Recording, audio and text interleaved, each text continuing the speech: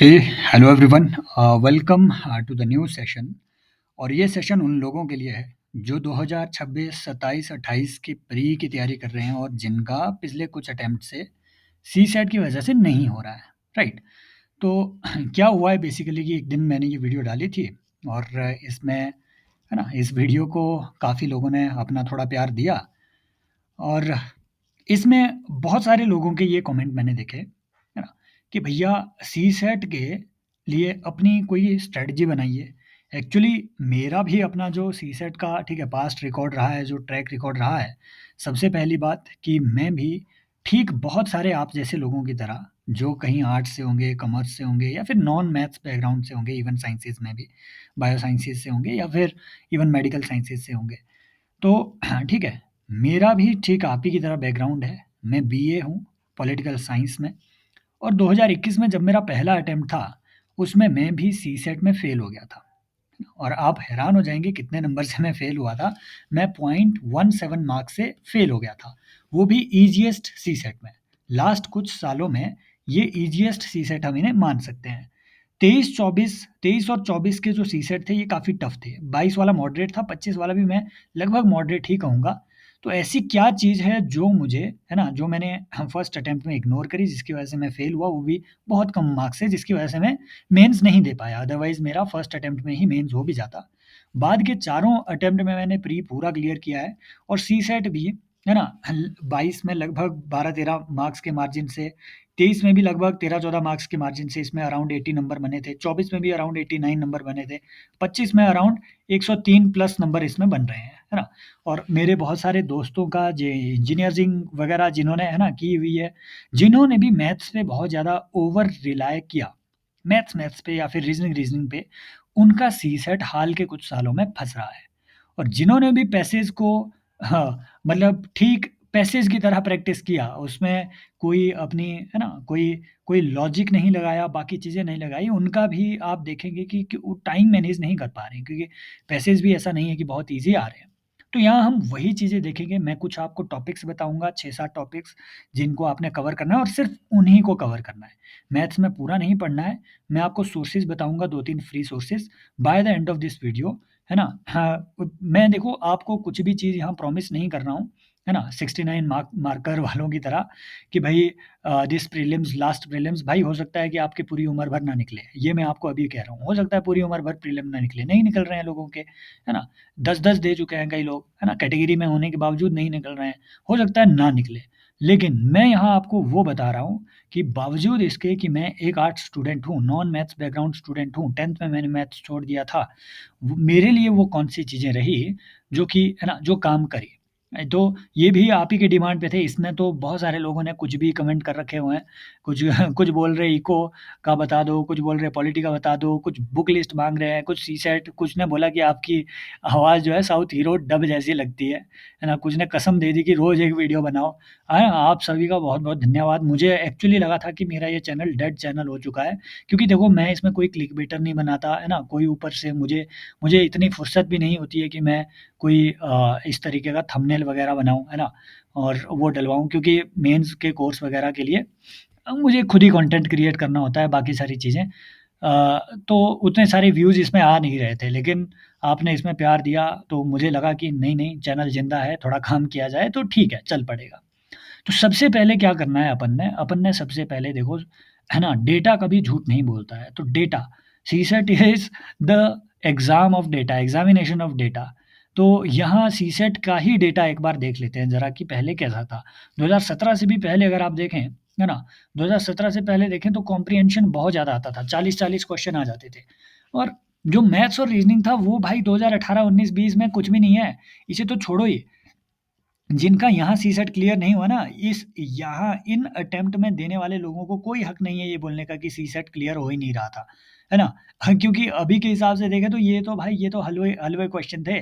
CSAT जो difficult आने लगा, 2020 में सबसे पहला डिफ़िकल्ट सीसेट आप देखेंगे कॉम्प्रिहेंशन का बहुत डिफ़िकल्ट था। मैं तो अभी तक कहूँगा कि अभी तक के सालों में 2020 और 2022 का कॉम्प्रिहेंशन सबसे डिफ़िकल्ट कॉम्प्रिहेंशन्स में से एक थे। एक बार जाकर के उन्हें देखो, है ना?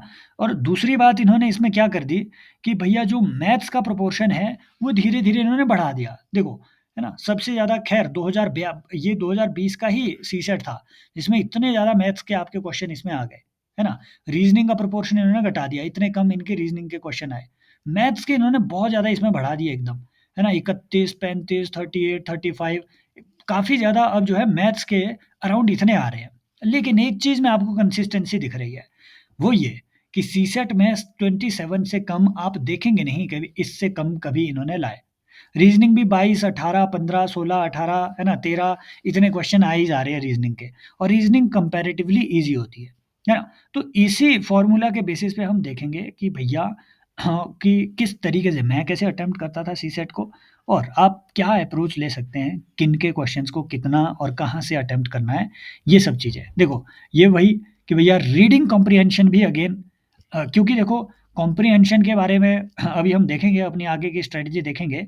इससे पहले हमें कॉम्प्रिहेंशन भी जो कि हम कह रहे हैं कि हाँ, सबसे रिलायबल ये चीज़ है। कॉम्प्रिहेंशन 27 आ रहे हैं, तो ये 27 के 27 आपने आफ्टर प्रैक्टिस है ना, ये अटेम्प्ट करने ही हैं 27 के 27। बट इसमें भी अगर आप देखेंगे, भाई असम्पशन बेस्ड जो क्वेश्चन है, इसमें सबसे ज़्यादा रॉन्ग क्वेश्चन्स मार्क होते हैं।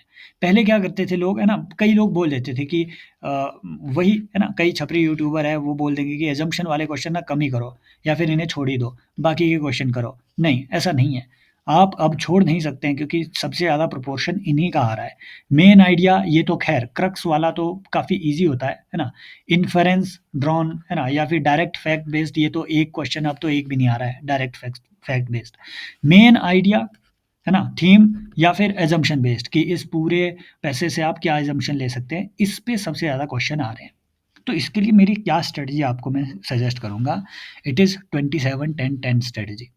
आप एक बात देखेंगे भाई जो मैथ्स के क्वेश्चन है, भले वो 40 क्वेश्चन आ जा रहे हो, है ना? भले वो 40 क्वेश्चन आए जा रहे हो, उनमें से at least 10 question 12 question 10-15 question कम से कम ऐसे क्वेश्चन वो हैं जो एकदम हलवा क्वेश्चन वो डालता है।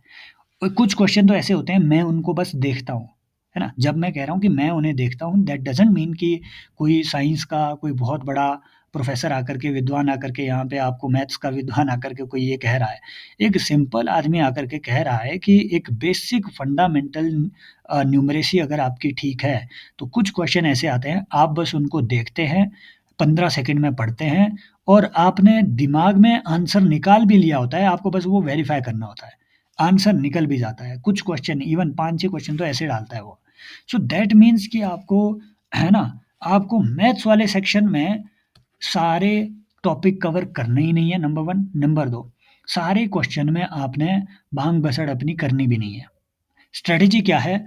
सारे जितने भी आपके कॉम्प्रिहेंशन्स हैं, अब कॉम्प्रिहेंशन प्रैक्टिस कहाँ से करने हैं इतनी एक्यूरेसी के लिए वो भी मैं आपको बताऊँगा, है ना? Latter part of the video में। लेकिन कॉम्प्रिहेंशन तो एट लीस्ट सारे आपने अटेम्प्ट करने हैं। 27 आए, चाहे 30 आए, है ना? कुछ छोड़ना नहीं है। एक आधा ऐसा कॉम्प्रिहेंशन ज़रूर होता है, जो शॉर्टेस्ट कॉम्प्रिहेंशन होगा ना, देख लेना वो सबसे डिफ़िकल्ट होगा।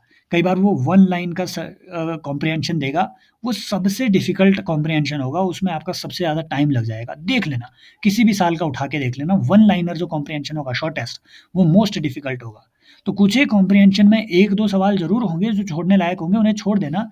लेकिन एट लीस्ट एवरेज आपने क्योंकि है ना, क्योंकि मिनिमम 27 क्वेश्चन आए ही हैं, दैट मीन्स अराउंड 28 से 30 तक क्वेश्चन वो दे रहा है कॉम्प्रिहेंशन के। तो उसमें से 27 आपने कोशिश करनी है, आप अटेम्प्ट करो, वो भी इतनी एक्यूरेसी कि 27 में से अराउंड 23 क्वेश्चन आप उसमें करेक्ट करो, करेक्ट मार्क करो। करेक्ट मार्क करने का मतलब है कि जितनी भी आपकी देखो, जितनी भी आपके आंसर की प्राइवेट कोचिंग इंस्टीट्यूट निकाल रहे हैं, उनमें एवरेज 23-24 आपके करेक्ट होने चाहिए। समझ रहे हो? एवरेज क्यों बोल रहा हूँ मैं करेक्ट होने चाहिए क्योंकि भाई कॉम्प्रिहेंशन इतना सब्जेक्टिव है कि कुछ एक में कुछ आंसर की में हो सकता है आपके 27 में से 15 ही ठीक शो कर रहे हो। कुछ में हो सकता है कि आपके 27 में से 26 भी वो ठीक शो करें। समझ रहे हो? तो ऐसे में डिलेमा बढ़ता है आपका प्रीलिम्स का कि ये क्लियर हो रहा है या नहीं हो रहा है। तो उसमें भाई साहब आपको मार्जिन रखना होता है अपने सीसेट का। आपको टारगेट करने हैं अराउंड 80 प्लस मार्क्स, है ना? तभी जाकर के आप सीसेट अनडाउटेडली क्वालीफाई कर पाएँगे और आपका जो 15 दिन वो वेस्ट होने थे डिलेमा में, वो बच जाते हैं। तो आप मेंस की अच्छी तैयारी कर पाते हैं। इसलिए मैं कह रहा हूँ कि 27 इतने करेक्ट करने हैं और जिसमें आपके लगभग 23 से 24 जो है वो करेक्ट होने चाहिए। अब इसकी प्रैक्टिस कहाँ करनी है वो बताऊँगा मैं। फिर देखिए, मैथ्स के आपने ओनली 10 से 12 question max to max 15 question करने हैं कुछ एक टॉपिक से। वो टॉपिक क्या है मैं लास्ट में आपको बताऊँगा, ठीक है? 6-7 टॉपिक्स मैं आपको बताऊँगा, सिर्फ़ उनको पकड़ना है, उनको बार-बार रिवाइज़ करना है दैट्स इट। है ना? हाँ, बजाय इसके कि हो सकता है कि कुछ लोग बाकी एग्ज़ाम की तैयारी भी कर रहे हों, तो हो सकता है उनका मैथ्स अच्छा हो, है ना? जैसे कोई सीजीएल की अगर तैयारी कर रहा हो। लेकिन नॉर्मल व्यक्ति के लिए मैं बोल रहा हूँ, बस आपने 10, 12, 15 इतने ही मैथ्स के क्वेश्चन आपने अटेम्प्ट करने हैं। Be selective about it. Selective होने का फ़ॉर्मूला क्या है? You read a question, read it within 30 seconds और फर्स्ट रीडिंग में देखो आपने ध्यान से पढ़ा, फर्स्ट रीडिंग में अगर समझ ना आए लेकिन आपको लगे कि ये उस टॉपिक से है जो मुझे आता है, तो एक बार उसे फिर से पढ़ लो। इसमें लगभग 30 से 45 सेकंड लगा लो। अगर आपके दिमाग में ये बात स्ट्राइक होती है कि इसे ऐसे सॉल्व किया जा सकता है, वो तरीका अगर आंसर भले ही ना आए, तरीका अगर स्ट्राइक होता है तो मैक्स टू मैक्स 2 मिनट उसमें लगा लो। है ना? अगर उतने में नहीं होता है, नेक्स्ट में एकदम से बढ़ जाओ, एकदम से, उसमें फिर फँसना नहीं है। ये मैं आपको लिख के दे रहा हूँ, एक क्वेश्चन में फँसे तो आपका सीसेट जा भी सकता है ना? मैक्स टू मैक्स एक किसी क्वेश्चन में 2.30 इतने आपने इतना मिनट आपने बस लगाना है। 2 मिनट 30 सेकंड के आसपास 2.5 मिनट्स आपने मैक्स टू मैक्स एक क्वेश्चन में लगाने हैं। जैसे ही ये ओवर हो गया, भाई टाइम तो मैटर करता है। जो मैंने अपने लिए ऑब्ज़र्व किया है, मैं ऑनेस्टली आपको बताऊँगा, इसमें आपको बहुत कॉशियस होना ही होना है। होना ही होना है क्योंकि सीसेट का ही वो है ना? तो टाइम तो इसमें मैटर करेगा। तो ये आपको ध्यान में रखना है और यही टेक्नीक आपने रीज़निंग में भी अपनानी है। रीज़निंग में 10 से 12 क्वेश्चन करने हैं, ज़्यादा से ज़्यादा। अब वो कहाँ से करने हैं, अटेम्प्ट कहाँ से करने हैं, मैं आपको बता रहा हूँ। है ना? टोटल आपका ये लगभग-लगभग इसी से आपके अराउंड टोटल 47 से 50 क्वेश्चन हो जाते हैं। इसमें आपका बहुत आराम से सीसेट क्वालीफाई हो जाता है, बहुत आराम से। मार्जिन आपका रहता है, आपने मैक्स टू मैक्स 13 से 14 क्वेश्चन गलत करने हैं। मार्जिन हालाँकि आपका इसमें बढ़िया है 17, अगर आप 47 अटेम्प्ट करते हैं, तो है ना? तो अराउंड 15 क्वेश्चन आप रॉन्ग मार्क कर सकते हैं। 15 से 16 क्वेश्चन रॉन्ग मार्क करने की आपकी, है ना, आपकी लेवरेज आपके पास रहती है इतनी, है ना? 32 करेक्ट करके 15 इनकरेक्ट करके भी आप अराउंड 70 मार्क्स बना पाते हैं, है ना? लेकिन मैं कह रहा हूँ कि आपने 13-14 ही गलत करने हैं ताकि आपके पास अच्छी खासी लेवरेज हो। 75 से लेके 80 के आसपास आप जो है वेरियस आंसर की से स्कोर कर सकें। तो ये आपको बहुत ही ज़्यादा ध्यान से ये सारे काम करने हैं। अब ये सारे काम करने कहाँ से है ना? इसके लिए है ना, उससे भी पहली बात कि भैया मैथ्स में टाइम बहुत लग जाता है और कई लोग क्या करते हैं कि 30 क्वेश्चन आपके पैराग्राफ के ही होंगे, तो इसी में सबसे पहले वो इसी में ही लग जाएँगे। सबसे पहले वो इसी में ही लग जाएँगे, वो सारे 30 के 30 पैराग्राफ करेंगे लगभग 1 घंटा 10-20 मिनट में। नहीं, इसमें आपका भाई टाइम बहुत वेस्ट होता है, फिर आप मैथ्स और रीज़निंग नहीं कर पाएँगे, है ना? फिर आप वहाँ भसड़ी, जल्दबाज़ी में कुछ भी कर लिख के आ जाएँगे। समझ रहे हो? तो आपको इसमें ऐसा नहीं करना है। एक बात और, सीसेट में अगर कोई आपको एडवाइस कर रहा है कि अगर आप आर्ट्स स्टूडेंट हैं या फिर अगर आपकी ये अच्छी है कॉम्प्रिहेंशन अच्छा है तो पहले कॉम्प्रिहेंशन करो, फिर मैथ्स रीज़निंग करो, है ना? नहीं, अगर आपको ये कोई कह रहा है भाई उसे वहीं पे उ उस आदमी को उसकी वीडियो देखना बंद कर दो नंबर 1, नंबर 2 उसे ब्लॉक भी कर दो। उसका चैनल कैसे अगर ब्लॉक हो सकता है तो उसे नॉन रिकमेंडेशन लिस्ट में डाल दो, क्योंकि वो आपको भारी रूप से मिसगाइड कर रहा है ना? नेचर ऑफ द क्वेश्चन देखो भाई, नेचर ऑफ द एग्ज़ाम देखो और वो साइकोलॉजी समझते नहीं है। वो ह्यूमन ब्रेन को समझते नहीं है, साइकोलॉजी समझते नहीं है। गाड़ी कभी चलाओगे ना, एक गियर में नहीं चलेगी भाई। मैं बता रहा हूँ आपको। गाड़ी है ना, मान लो रोड ऐसा है, ये भी रोड ऐसा है, ठीक है? सी स आपका जो सीएससी है, वो भी रोड ऐसा है। अब आप इसमें एक ही गियर में चलाओ, मर जाओगे, गाड़ी आगे नहीं चलेगी। आपको अपना दिमाग भी एक मशीनरी ही है। तो आपको उसका बहुत ध्यान रखना पड़ेगा। आपको उसे वो देने पड़ेंगे, बाउंसर देने पड़ेंगे। मान लो अगर आपने 10 मिनट कहीं मैथ्स में लगाया और आपका दिमाग थोड़ा फ्रस्ट्रेट हो गया, तो आपको थोड़ा इंसेंटिव देना पड़ेगा अपने दिमाग को फिर से रीएक्टिवेट होने के लिए। अदरवाइज़ आप एग्ज़ॉस्ट हो जाओगे। 20 मिनट में आप ये सोच पाओगे कि भई यार 20 मिनट हो गए, मैं सिर्फ़ 5 ही मैथ्स के क्वेश्चन कर पाया। करे भले ही आपने ठीक हो, लेकिन 5 ही कर पाया। तो फिर नेक्स्ट 5 जो है आप 10 मिनट में कर लोगे एकदम से पैराग्राफ के। इसीलिए मैं कह रहा हूँ इंसेंटिव दिमाग को आप जो है एक इमोशनल इंसेंटिव या फिर हार्मोनल एक डोपामाइन रिलीज़ भी करवाइए साथ में, और सिर्फ़ डोपामाइन में भी ना रहें, है ना? सिर्फ़ इस बात के डोपामाइन में भी ना रहें कि यार सारे कॉम्प्रिहेंशन के क्वेश्चन मैंने कर दिए, है ना? गेड़े में कर दिए और उसके बाद आप फँस गए, नहीं।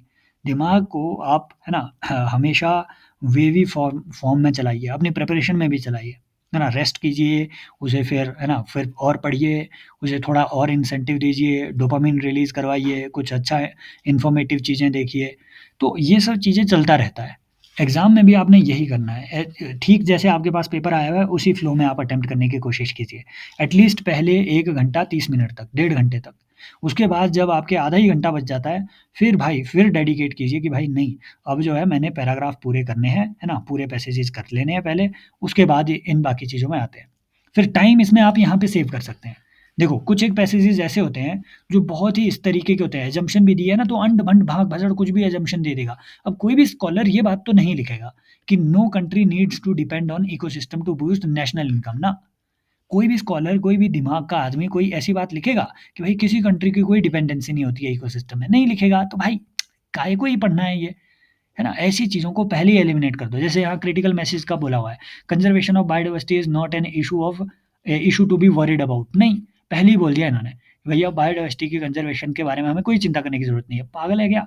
है ना? Commercial exploitation of ecosystem should be completely stopped. ये मैं पहले ही क्वेश्चन के 2, है ना, 2025 के पहले ही क्वेश्चन के पहले 2 क्वेश्चन यहाँ सैंपल के लिए डाला हूँ। ऐसे बहुत सारे होते हैं, 20-25 ऐसे क्वेश्चन आते हैं। आप ऐसे ही देख के ही एलिमिनेट कर सकते हो। टाइम यहाँ पे अपना सेव करो। फिर देखिए यहाँ, which of the following statements best reflect the most logical rational inference, है ना? Pragmatic message. मैसेज होता है futuristic. The mitigation and adaptation strategies address tackle the climate change is essentially the responsibility of the state. तो कोई भी ऐसी narrow सी approach अगर दे दे, है ना? मान लो अगर तुम्हें कोई कहे कि साफ-सफाई की ज़िम्मेदारी सिर्फ़ राज्य की ज़िम्मेदारी है, तुम इसे सही मानोगे? नहीं, तुम बोलोगे यार क्या फालतू की बात कर रहा है, ये सारे नागरिकों की भी तो है। आज के ज़माने में, सॉरी, है ना? तो यही बोलोगे ना, तो कोई स्कॉलर ऐसी बात कैसे कर कर सकता है? तो बेसिक लॉजिक का यूज़ करके इसमें, है ना, इसमें आप अपना टाइम बचाइए, 40-50 मिनट में ये सारे कर लीजिए, है ना? मतलब ऑन ऑन एन एवरेज, मैं नहीं कह रहा हूँ कि एक ही बार में करो, नहीं। मैं बोल रहा हूँ एवरेज आप इतना कर टाइम इसमें दीजिए, मैक्स टू मैक्स 50 मिनट 30 इन सारे क्वेश्चन के लिए, ताकि आप मैथ्स, रीज़निंग के उन 20 क्वेश्चन के लिए, 20-25 क्वेश्चन के लिए टाइम अपना बचा सकें। अब मैं आपको कुछ फ्री रिसोर्सेज़ बताता हूँ। देखो, सबसे पहले जो कॉम्प्रिहेंशन और रीज़निंग है ना? रीज़निंग क्या, कॉम्प्रिहेंशन के लिए मैं सबसे देखो, मैं जो सजेस्ट कर सकता हूँ वो मैं अपनी ही वीडियो जो फ्री में इसी चैनल में अवेलेबल है, ठीक है? जाकर के देख लेना, 2024 वाली ये जो वीडियोज़ है, उन्हें एक बार प्रैक्टिस के लिए देख लेना, है ना? अगर आपको चाहिए होगी तो, है ना? किसी का हो सकता है वो यार उसका एग्ज़ाम आ रहा है ईपीएफओ का, हाँ, कइयों ने वीडियो बना रखी थी ईपीएफओ पे भी बनाओ, है ना? भाई सब कुछ क्या है, कल को बोलेंगे कोई ज्योग्राफी ऑप्शनल भी पढ़ाओ ना। तो ईपी है ना, कइयों का ईपीएफओ का वो है, तो हो सकता है उसमें आई थिंक इंग्लिश का भी कुछ रहता है। अगर अगर इस तरीके के क्वेश्चन आते हैं तो एक बार ये देख लेना, हो सकता है आपको हेल्प करे। और मैथ्स के लिए उन लोगों को मैं कह रहा हूँ, इसमें से कुछ एक टॉपिक आपको देखने हैं, है ना? ये राम मोहन पांडे जी हैं, मैं इन्हें बहुत रिस्पेक्ट करता हूँ, ऐसे बहुत कम लोग हैं, हाँ, जो कि यूट्यूब में बहुत अच्छा क्वालिटी का कंटेंट दे रहे हैं। अदरवाइज़ कुछ भी भांग-बजड़ दे करके वो अपने इंस्टीट्यूट खड़े करे जा रहे हैं, है ना? और बस आपको दिस प्रीलिम लास्ट प्रीलिम्स और गारंटीड प्रीलिम्स एश्योर्ड मेंस, ये फ़ॉर्मूला बेच करके और बढ़िया पैसे ऐंठे जा रहे हैं, नॉर्मली ये है। लेकिन कुछ एक ऐसे लोग हैं, अगेन इनका भी बहुत ज़्यादा फॉलोअरशिप नहीं है। इस चैनल की आई थिंक अंजिस्ट, हाँ, अंजिस्ट इनके चैनल का नाम है, 25-30 के फॉलोअर्स इनके सिर्फ़ थे। तो मैं ये देख के शॉक हो गया कि यार जो लोग ढंग के लोग हैं, उन्हें कोई फ़ॉलो कर ही नहीं रहा है ना? जैसे हिस्ट्री बाय रजनीश राज, भाई इतना उम्दा चैनल है, उसे कोई फ़ॉलो कर ही नहीं रहा है। और जो भाई आकर के फालतू की फ़िलॉसफ़ी झाड़ेगा, जो आकर के कहीं, है ना, और फ़िलॉसफ़ी भी ऐसी जो कि बिल्कुल कॉमन सी बातें हों, हर कोई उन्हें जानता हो। जो जाकर के कहीं लल्लन टॉप में अपने मित्रों से अपने ही पीआर के थ्रू अपने ही इंटरव्यू छपवाएगा, अपने ही पीआर के थ्रू अपने ही शॉर्ट्स के चैनल चलवाएगा और ये दिखाने की कोशिश करेगा कि मैं 21वीं सदी का महानतम दार्शनिक हूँ। और फिर उनके इंस्टीट्यूट में जो काम करने वाले लोग हैं बेचारे, उन्हें 3-3 महीने तक वो पे भी नहीं करेगा, है ना? फिर वो कहेगा कि पहले महीने के 6 तारीख में मैं सारी पेमेंट कर देता हूँ। मैं ऐसे लोगों को जानता हूँ, जो वहाँ पे काम करते हैं उनकी पेमेंट्स स्टक है। है ना? तो मैं अंदर की चीज़ों को जानता हूँ उनके, उनकी पीआर अलग चल रही है। उनके भारी भारी फॉलोवर हो रहे हैं। लोग चिमड़ियों की तरह जा रहे हैं उनके वहाँ पे, फँसने जा रहे हैं, मरो, जाके मरो। और ये लोग जो भाई ढंग की चीज़ें दे रहे हैं, नहीं, उनको कोई फ़ॉलो नहीं कर रहा है। ठीक है, यही है, कलयुग ही है। वही कहते हैं ना कि वो कौवा, वो क्या थी वो कहावत यार, कि रामचंद्र कह गए सिया से ऐसा कलयुग आएगा, हंस चुगेगा दाना, कौवा मोती खाएगा। वो आ चुका है, वो आ चुका है। लेकिन बावजूद इसके मैं आपको कहता हूँ, दृष्टि आईएएस एक ऐसा चैनल है, जिसमें मुझे ये रीज़निंग के है ना बहुत अच्छी फैकल्टी इनके लगे। तो इनकी वीडियोज़ देख लेना, 38 लेसन समथिंग है इसमें, है ना? इतने सारे लेसन्स, इनको अच्छे से देख लेना। रीज़निंग के तो ये सारे सेशंस देख लेना, इनके बहुत अच्छे हैं, हिंदी माध्यम के हालाँकि, लेकिन अच्छे हैं सेशन, है ना? This faculty is good. और ये राम मोहन पांडे जी के, इनसे आपने है ना, हाँ, ख़ैर मैं आपको टॉपिक बताऊँगा लास्ट में, उससे पहले भाई मैं अपनी भी थोड़ी एडवर्टाइज़मेंट कर लूँ, मुझे भी पैसे की ज़रूरत होती है। ख़ैर मैं भी अपने प्रोग्राम चला रहा हूँ। लेकिन ऐसा है कि हाँ, ये जेन्युइन है, आपको इसमें कभी कोई शिकायत तो नहीं होगी एटलीस्ट। तो civilspot.in पे जाकर के आप जो है इन सेशंस में एनरोल कर सकते हैं। ये देखिए हमारा flagship live answer writing, live answer evaluation और कंटेंट एनरिचमेंट का प्रोग्राम है भाई। इसमें आपको पूरा मेंस की कवरेज भी मिलेगी, 360 डिग्री की कवरेज, बहुत अच्छा उम्दा कंटेंट है। सैंपल देखने हो तो वीडियो देख लेना, बहुत कम व्यूज़ है, 100 से भी कम व्यूज़ है, क्योंकि काम की जो लंबी वीडियो होती है उसमें कोई देखता नहीं है। ये क्लिकबेटर बना रहा हूँ, देखना इसमें बहुत सारे लोग देखेंगे, है ना? जो काम की वीडियोज़ है उसमें मेरे चैनल में कोई व्यू नहीं आते हैं। ये आप ही की गलती है, मेरा कोई उसमें लेना-देना नहीं है। ठीक है? कई बोल रहे थे कि वन ऑन वन मेंटरशिप मिलेगा, भाई ये और क्या है? ये वही है। ये वन ऑन वन मेंटरशिप का ही प्रोग्राम है, ना सिर्फ़ इसमें आंसर राइटिंग होती है, ना सिर्फ़ डेली आंसर वो होती है इवैल्यूएशन, और इसमें तो लोग भी बहुत कम जुड़े हुए हैं, है ना? क्योंकि तब तक बहुत सारे लोग अपने मेंस के प्रोग्राम चला चुके थे, मैं तो मेंस की तैयारियों में बिज़ी था, मैं अभी मेंस दे के खत्म हुआ हूँ, तो जितने में आए तब तक सारे लोग कहीं-कहीं जाकर के एनरोल हो चुके थे। फिर मुझे कॉल कर रहे होते हैं वो, "सर मैं इधर एनरोल हुआ हूँ, ये ठीक है?" भाई तुम एनरोल हुए हो देखो, हो चुके हो। अब इधर अगर लाइव में आना है, क्योंकि भाई हमारे यहाँ ऐसी तो इवैल्यूएशन नहीं होती है कि फेयर इंट्रो, फेयर कंक्लूजन, नहीं। लाइव बताया जाएगा कि भाई ऐसे नहीं, ऐसे लिखो, है ना? ये बेटर है। अगेन मैं अपने ही व्यू दे सकता हूँ, बाकी तो क्या बताऊँ। तो अगर जॉइन करना है तो आप आकर के जॉइन इसे कर सकते हैं, है ना? अभी भी जॉइन कर सकते हैं। डेली आंसर राइटिंग होती है, डेली लाइव उसका इवैल्यूएशन होता है और डेली सेशंस होते हैं। कंटेंट बहुत एनरिच्ड है इसका। सैंपल देखना हो टेलीग्राम चैनल में जाकर के, ठीक है? ये सिविल, हाँ, ठीक है। द यूपीएससी हब civilspot.in, ये चैनल आपको मिलेगा टेलीग्राम पे, छोटा-सा चैनल है हमारा, जाकर के आप देख सकते हो। उसमें मैंने सैंपल कंटेंट बहुत ज़्यादा डाल भी रखा हुआ है। फिर सबसे फ्लैगशिप हमारा ये इनिशिएटिव है ना?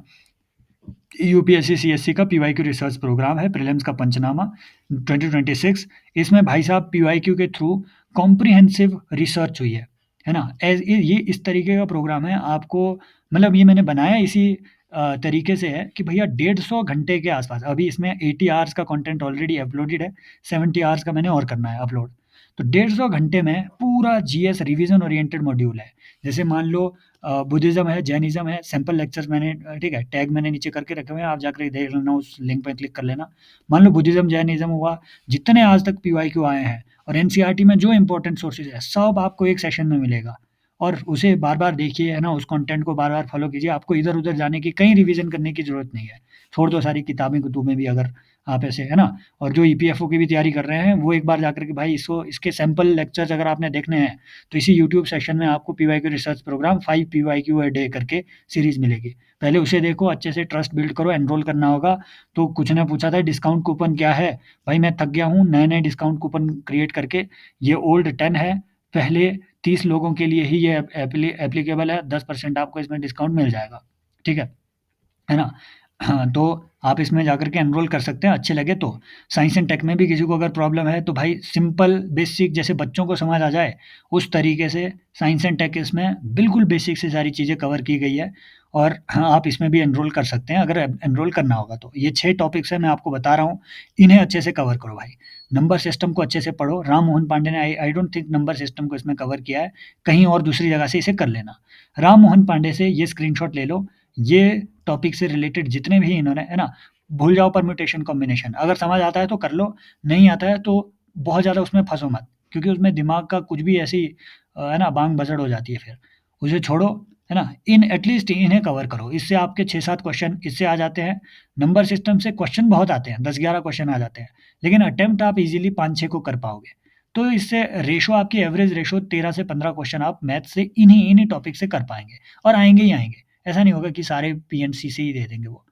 तो इन्हें अच्छे से कवर करो भाई। रीजनिंग के ये ऊपर वाले सोर्सेज है, और भाई मेरे कोर्सेज में एनरोल करो। करना होगा तो करो, नहीं करना होगा तो उसके लिए भी जय हिंद जिंदाबाद। यहाँ टेलीग्राम चैनल है, ज्वाइन कर लेना। और अच्छा लगे तो आप अपने दोस्तों से यार ये शेयर कर सकते हैं, ठीक है। तो मेरे लिए भी सपोर्ट हो जाएगी अगर आपको अच्छी लगे वीडियो, है ना, या फिर लगे कि हाँ यार कंटेंट इसमें थोड़ा ठीक सा है, तो आप इसमें कर सकते हैं, ठीक है। बाकी ये ईपीएफओ वाले जो है यार, लेबर लॉ वगैरह, ठीक है, मैं इसमें कंसिडर करता हूँ अभी। ये मैं कर सकता हूँ कि बहुत ही एक रैपिड रिवीजन की ऐसी सीरीज़ बनाएँ जो कि आपके जैसे लेबर लॉज़ वगैरह हुए, उनको अच्छे से एकदम कवर कर लें। लेकिन अगर आपको जीएस का प्रॉब्लम है ना भाई, मैं आपको सच में बोल रहा हूँ, अभी ईपीएफओ के लिए आई थिंक 1 महीने का दिन है ना? 1 महीने का टाइम है। कहीं पे भी फालतू की टेस्ट सीरीज़ में एनरोल करने के बजाय आपके सीएससी में भी ये काम आएगा। भाई एक बार इसे जाकर के देखो, क्वालिटी ऑफ सेशंस देखो, आपको डायरेक्ट हिट्स यहाँ से मिलेंगे, क्योंकि भाई इसमें कवरेज ही इस तरीके से की गई है, उसके बाहर से फिर पूछ कैसे लेगा? मान लो क्लाउड्स है तो भाई पूरे क्लाउड्स का, है ना, क्लाउड का पोस्टमार्टम हुआ है उसमें। एक-एक झरी-झरी आपको वहाँ पे क्लाउड्स की देखने को मिलेगी कि हाँ, इस पे ये है, इस पे ये है, इसका फैक्टर ये है। पूरा कॉम्प्रिहेंसिव रिसर्च है ये, है ना? तभी मैंने इसलिए कहा है, ये पीवाईक्यू प्रैक्टिस नहीं है, ये पीवाईक्यू रिसर्च प्रोग्राम है। आप इसमें पीवाईक्यू प्रैक्टिस भी करते हैं, ये रिवीजन ओरिएंटेड भी है, थीम बेस्ड भी है, कॉम्प्रिहेंसिव कवरेज भी है, तो आप जाकर के इसे जॉइन कर सकते हैं। Thank you so much, take care, bye bye, as always love you all. I hope ये वॉइस आपको हॉरर पिक्चर की मूवी की तरह या फिर साउथ डब्ड मूवी की तरह नहीं लगी होगी। Thank you so much, take care, bye bye, as always love you all, bye.